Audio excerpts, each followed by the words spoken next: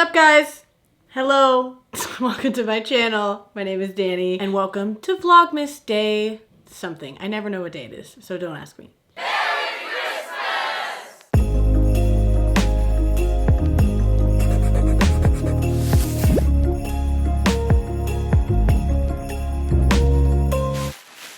I did a video like a long time ago where I sat in my room and like it was really vibey and it was just like we were hanging out and I really liked it. And I saw it the other day and I was like, I need to do more videos like that because I feel like my channel really is just a place where we kind of just talk about whatever and hang out, you know, as a family. So here we are.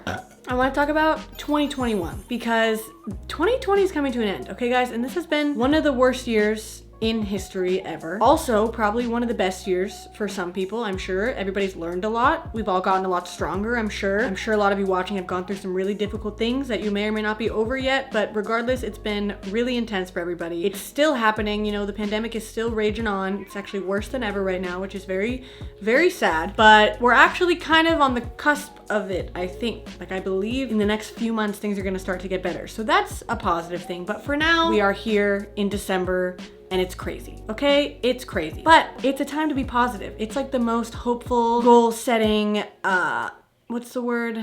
Optimistic, idealistic time of everybody's year because it's December. I guess I just wanted to share what I want to be next year and where I want to be going and doing and whatever. Especially now that I'm married, like next year is definitely going to be different than other years. Like Emmyn and I, you know, we got married at the end of 2019, like right at the start of coronavirus basically. And so we haven't really experienced life for real as a married couple. So I think 2021 is hopefully where that's going to start. You know, we're actually gonna be able to leave the house together, which is not something we were able to do before. So the first thing that I'm excited about is Emmyn's music career. Basically, my husband, Emin, he does music. Like that's his dream, that's his goal. He hasn't really gotten it started yet. He's been doing it for a few years, but he took a really long break because he was kind of questioning everything. And now he's back. Like he just recorded a song, like his first song in a super long time. He's planning to start touring next year as soon as people start doing that. Like he's on it. He wants to be gone for like a few months and I'm gonna go with him for at least part of it. It's gonna be a great time, I hope. And so I'm really looking forward to that, you know, just getting to see him blossom into someone who we always want to be. That just is gonna be really nice for me to see and to experience, and it's gonna be really fun. So there's that. I obviously want to grow this channel, but that's obvious. I mean, you guys know that. I'm posting every single day right now. I'm gonna keep posting like 3 times a week next year. This is like, you know, my #1 focus, my main priority, what I do all day, every day pretty much. And so I'm really excited to see where this channel goes next year. Something that I know I'm gonna continue to experience and that I'm interested to experience is like the second year of marriage. I am looking forward to seeing what next year is gonna look like as a, you know, young married couple. We're gonna be 21, we're turning 21. So we'll be going on our second year of marriage together, which is really weird because if you would have told me that I would have been married for 2 years by the time I was 21, I would have thought that was super weird, but I'm excited about it now. I hope to be better next year. I feel like every month that goes by, I get a little bit more a hold of myself, if that makes sense. I don't know, I struggle a lot with, you know, being volatile with my emotions and my reactions, and I really do hope to become better at that next year. Just better at marriage, better at being a wife. Sometimes I feel like a total failure who doesn't deserve to have a husband or a family because I don't know how to do anything. But you know, one of the things I learned, for example, was doing laundry. I learned to look at a tag and wash things on the right temperature, which is unheard of. Like I always thought it was just like, you just throw it in all together, you know, who really cares, just wash your laundry. But turns out you're supposed to separate it somewhat. So like there's little things that I learned every day. I still don't know how to cook.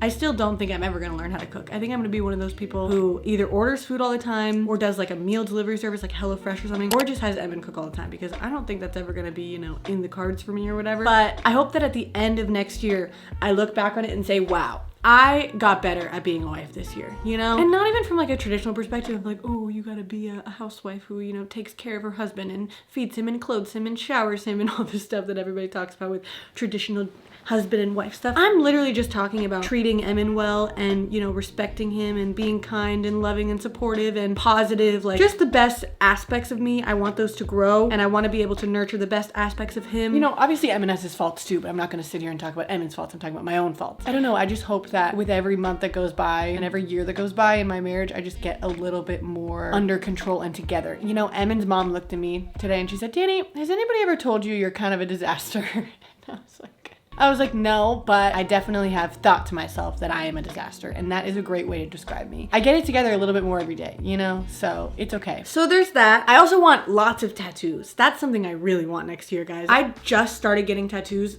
in 2019. Like, I got 3 tattoos in 1 year, and I literally have a full Pinterest board of all the tattoos I want. I have so many artists in mind who I want to tattoo me that I follow on Instagram, and like even around the world. Like, I plan to hopefully travel next year, and when I do travel, Emin and I want to get a tattoo pretty much everywhere we go because there's so many people all over that do amazing tattoos, and I just want to have so many. I want to get at least one every month. Is that too much?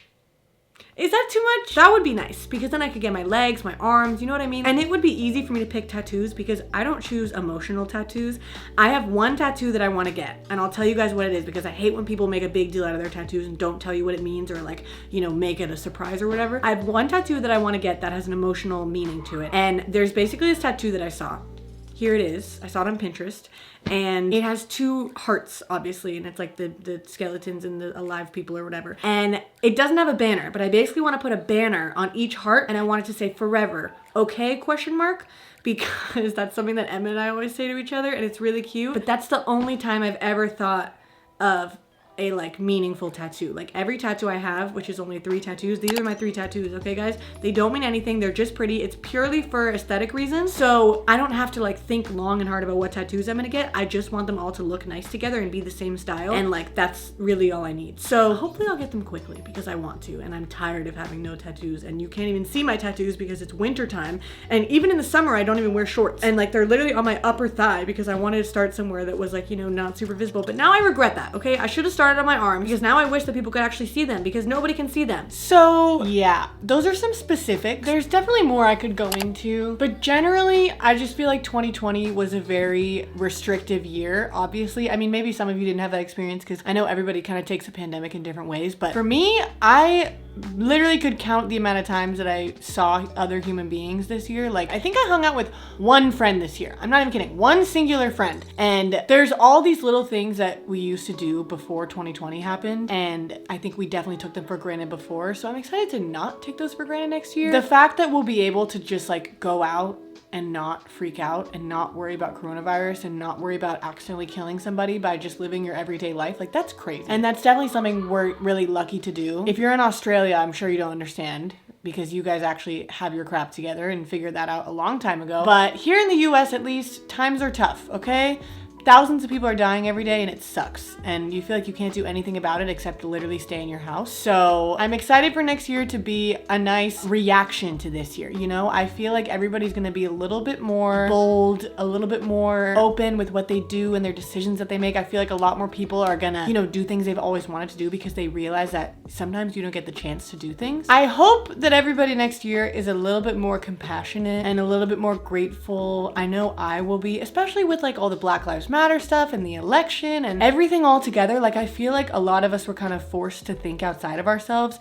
It was a really interesting thing, a really interesting combination, because it was like we're all stuck at home and kind of self-reflecting already just because you can't really do anything else. And then all this Black Lives Matter stuff started happening and the election came up and everything was kind of, I don't know, it was like all eyes were on our personal beliefs and how we saw the world and how we treated other people. And I think that a lot of people grew this year. Like, I really do think that a lot of people learned. I think it was a year of education, and I think that a lot of people are going to go into next year different than they were, and I think that's amazing. So while there were obviously a crap ton of downsides to this year, I think that something we can all look forward to is at least a few people in our lives being a little bit different because of this. I know I'm extremely different because of this. I'm excited about 2021. It's pretty cool. I always love the prospect of change. I love the idea of a new year. I think it's really exciting, and I do want to hear about what you guys want for next year. I want to hear your New Year's resolutions, not even like super specific stuff if you don't want to. Like, I think setting goals that are way too big can suck sometimes because most of the time you don't do them. But just tell me like what you want to do next year. If it's just one thing, just let me know. Anything you're looking forward to, something you're looking forward to after COVID is over, whenever that happens. Like, what's one thing you think will be different next year compared to this year? I just hope that we can all be better and be stronger and be wiser and be kinder